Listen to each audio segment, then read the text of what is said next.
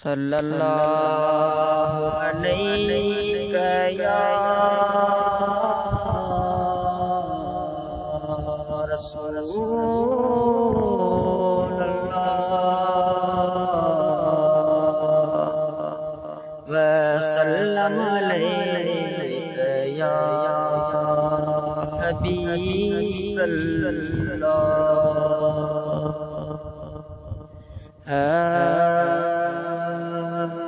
मुहिंजो खुदा मिड़न खां मुहिंजो खुदा मिड़न खां वध मेहरबान लजपाल ला शरीक लहू उन जो शान मुहिंजो खुदा मिड़न खां मुहिंजो खुदा मिड़न खां बाबे बिना जे ईसा बरमी जले तछा हज़रत अली अल्लाह जे घर में जले तछा बाबे बिना जे ईसा बरमी जले तछा हज़रत अली अल्लाह जे घर में जले तछा कानून खे फिराए कानून खे फिराए कादेर काना लजपाल ला शरीक लहू उन जो ईशान मुहिंजो खुदा मिड़न खां मुहिंजो खुदा मिड़न खां के ताजदार का छट लाहे छले तछा सुञणे के बादशाही जे दे सले तछा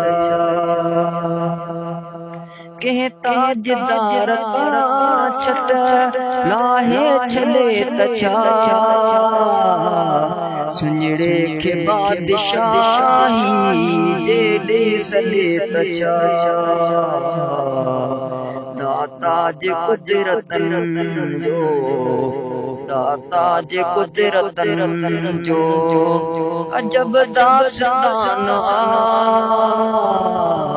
लजपाल ला शरीक लहू उन जो ईशान मुहिंजो खुदा मिड़न खां मुहिंजो खुदा मिड़न खां जह जिंदगी जुल्म क्या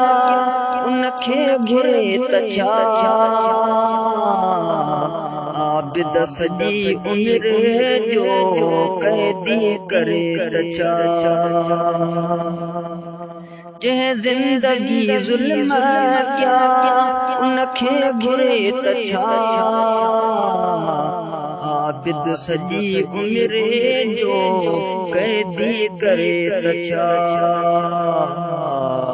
मोहताज जंहिंज तरह जो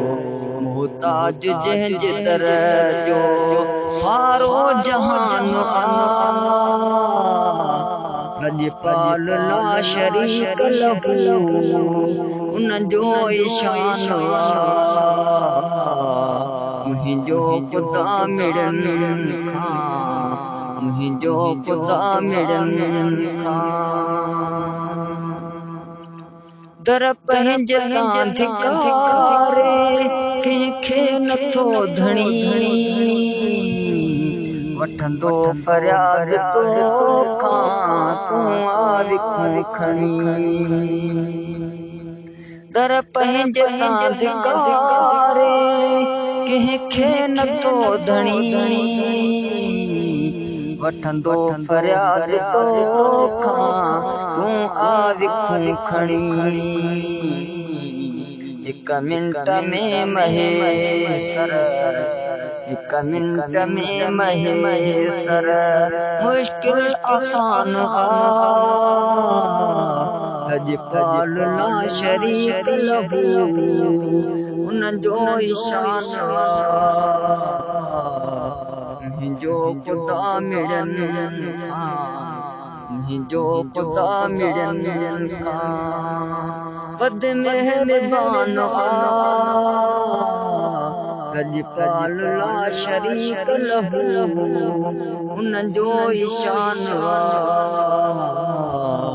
मुंहिंजो खुदा मिड़न मुंहिंजो खुदा मिड़न